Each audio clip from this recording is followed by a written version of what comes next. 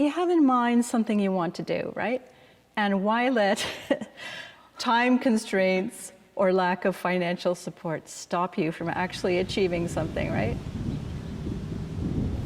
This is Calvin Presbyterian Church in Toronto. I was the organist and choir director here for 11 years. I was waiting here for a big rehearsal. So I was here early and then kind of just biding my time, walking around the church, and I came across that plaque to Mary Agnes Mackenzie, who died on the Llandovery Castle on June 27th, 1918, and hit me like a ton of bricks that what an amazing story. Why hadn't I never heard of it?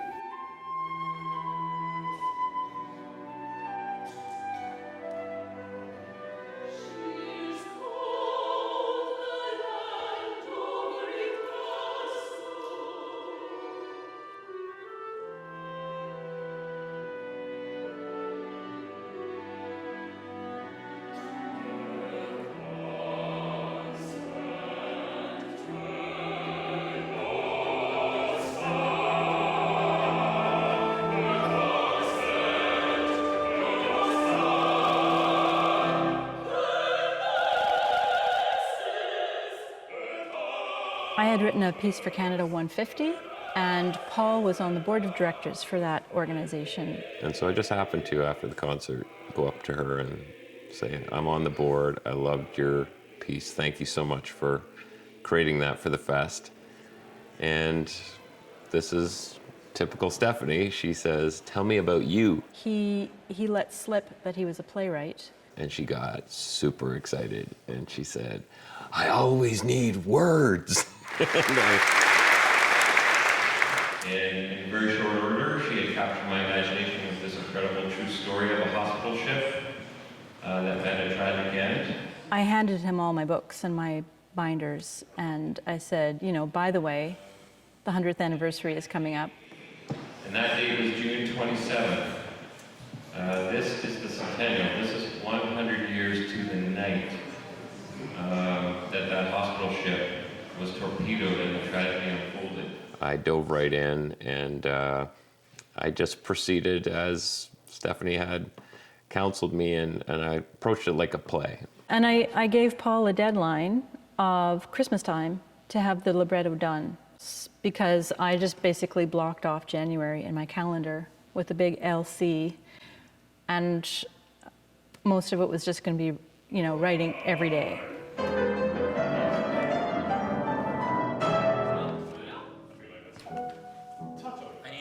I think the strength of this opera really is in the ensemble writing. I think that Stephanie, coming from a choral background, has really been able to use all the different colors of the voice and the blend and the harmony in a really clever way.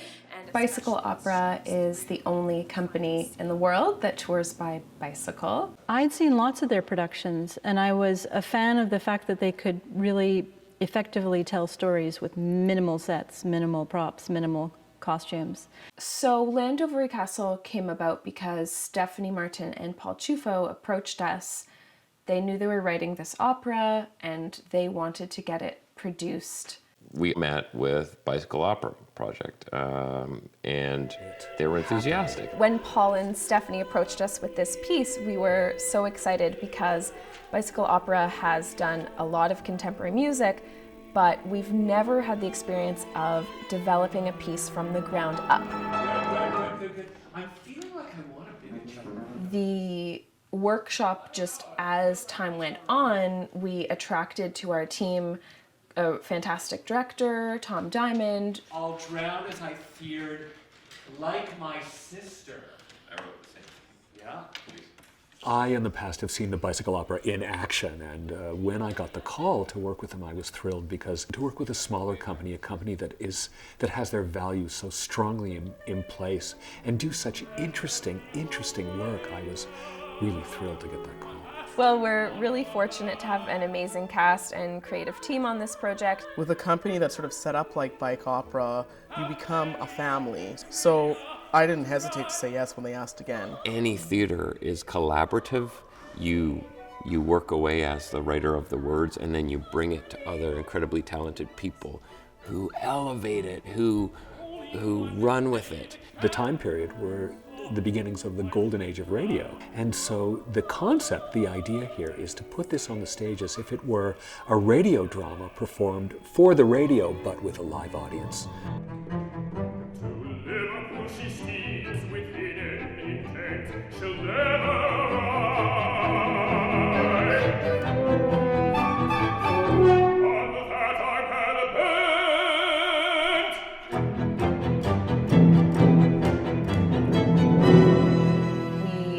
Realized that there was all this momentum around the show, and the workshop just sort of took on a life of its own, and it got bigger and bigger. Everybody knew that we were going to be performing this on the 100-year anniversary of the tragedy it was depicting.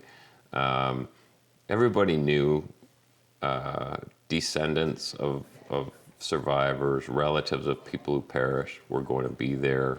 This man has come all the way from British Columbia. He is the grandson of one of the heroes of this opera. He was a very kind and gentle man. Didn't find all this out until much later in life. Enjoy the show. Yeah, I will. It's just so amazing because we've heard of her our whole lives, so it's pretty precious. I can't even speak. A bunch of Bird's relatives were at the show, and that was amazing. I mean, it's such an honor. At the same time, it's nerve-wracking because you feel this responsibility that this was a real person. She's always been a hero in our town, so it's pretty amazing that she's being celebrated 100 years later. Rena was my grandfather's sister, and my mother read the letters that were sent back, and alas, some of those letters have been lost. I just hope somebody's here to see it, to say, to realize it should go somewhere else after here. It was like the whole country was represented for that moment right here.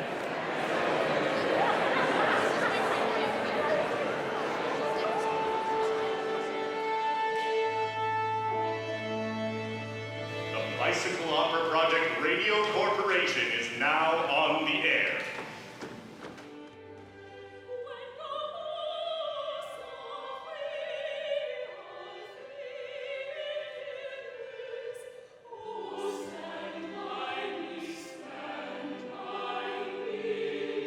It is a good feeling to finish the scene, that's for sure.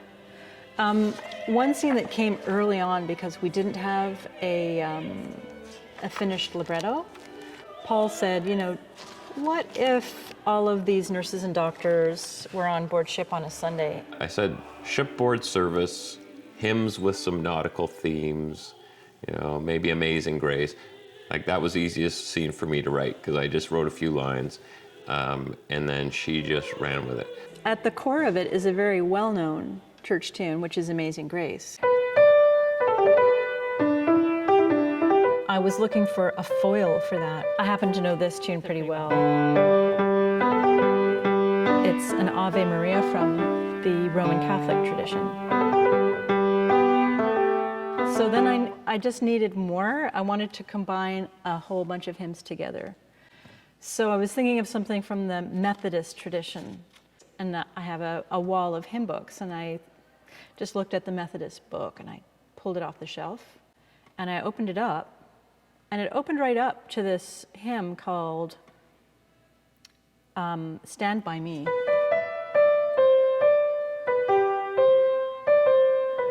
When the storms of life are raging, oh, stand by me.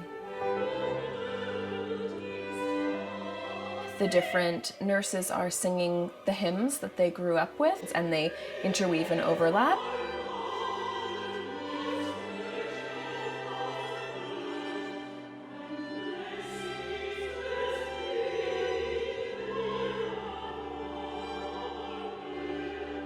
And at one point, you hear all of the women singing all of the tunes at the same time. It's a bit of a mashup, but it all goes together.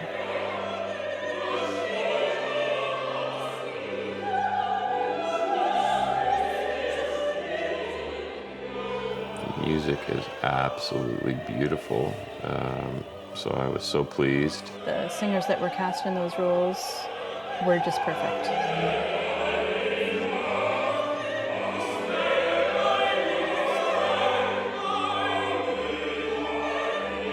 speaking of opera singers, the emotion they can convey. So you take a line that I would have written, then you add beautiful music composed by Stephanie, then you have it delivered by a stellar opera singer. The emotional punch was incredible.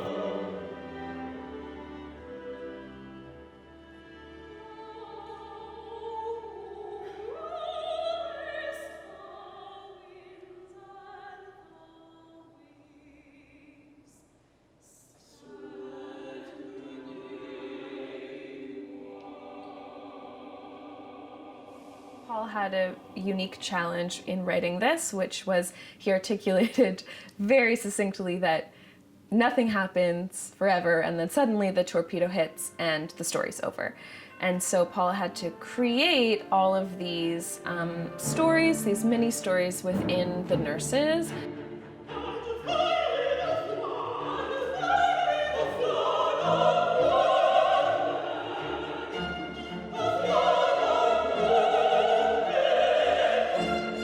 Tried to get us interested in the characters in terms of Bird, the main character, wants to get back to the front. She wants to leave this easy assignment and get back to where she can do the most essential work.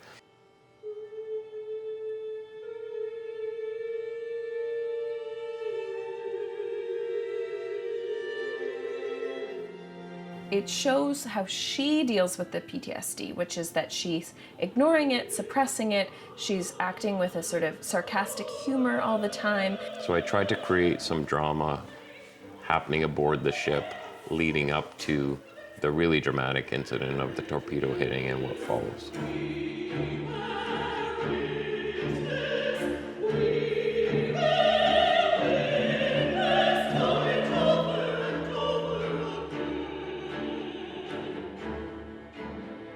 She really wanted to create numbers that were singable, that were tuneful.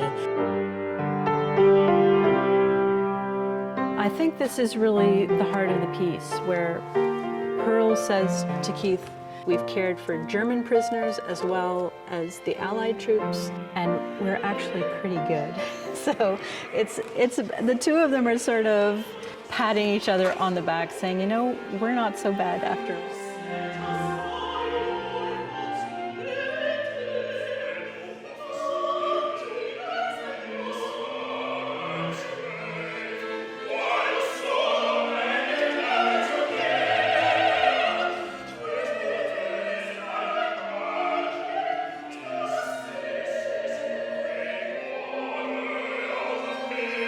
It's a kind of nice scene where it's just the two of them together. It's a moment of calm and rest before the tragic end of the nurses.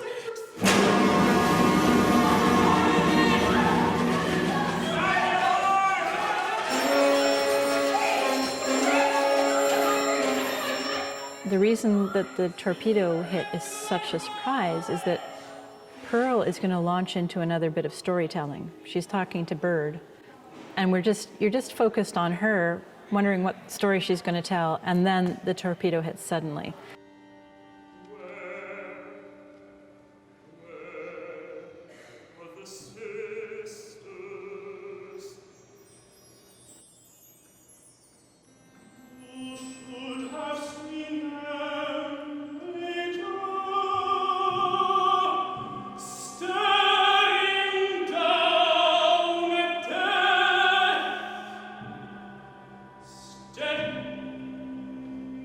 I thought it was spectacular in every way. It was melodic. It was brilliantly choreographed. It's beautiful, and we hope that it doesn't go away. We want to hear it again.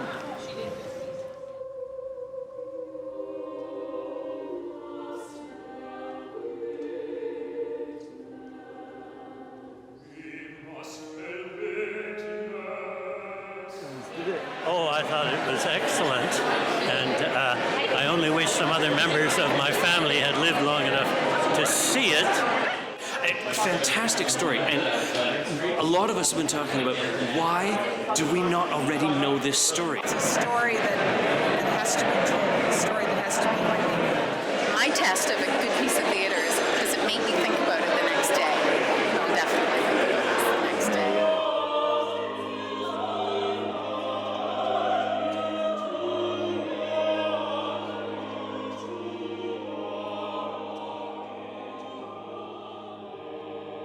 I think Bicycle Opera orchestrated this very nicely so that at the end of the show, the lights dimmed and we kept silence.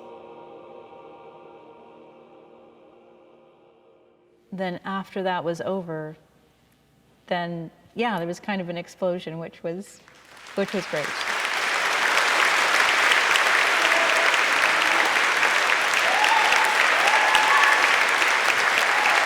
Extremely positive. I think it's just been such a wonderful experience. They leapt. They did. After the show the ended, second they leapt. that they brought the lights back up, it was just like the most energetic. Unbelievable. It's like you do these new pieces and you just work on them, and you have no idea what people will think about it. And clearly, they loved it. I thought it was incredibly moving. It's a beautiful libretto. It's genuinely poetic. The score, the orchestral writing is amazing, and the vocal writing is better than most contemporary operas. And just the overall impact is, I'm slightly shell-shocked. Pack this 500-seat church 2 nights in a row, get standing ovations, get it reviewed and incredibly positive reviews. It was way beyond what we were expecting.